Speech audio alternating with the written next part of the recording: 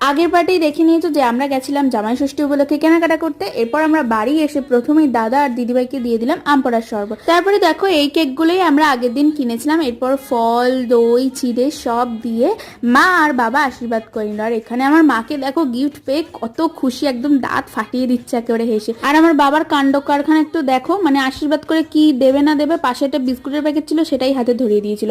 যাই হোক, এখন হচ্ছে সেই মুহূর্তটা যেই মুহূর্তে মা কি এমন গিফট দিল দাদাকে, যেটা দেখে দাদার চোখ একদম কপালে উঠে গেল। তো চলো তোমরাও একবার দেখে নাও। আশা করি দেখতেই পেলে মিমির খেলনা ছিল ওর মধ্যে। তো যাই হোক, এরপর হচ্ছে খাওয়া দাওয়ার পালা। তো দেখতেই পাচ্ছ এখানে 5 রকম ভাজা, ডাল, চিংড়ি আলু পটলের তরকারি, কষা মাংস, খাসির মাংস, চিকেন, এরপর হচ্ছে স্যালাড, চাটনি, গরম গরম পায়েস আর দই। তো চলো আমরাও একটু দাদার সাথে জমিয়ে ষষ্ঠীটা খাই। আর ভিডিওটা ভালো লাগে কিন্তু আমার চ্যানেলটা সাবস্ক্রাইব করে দিও। বাই।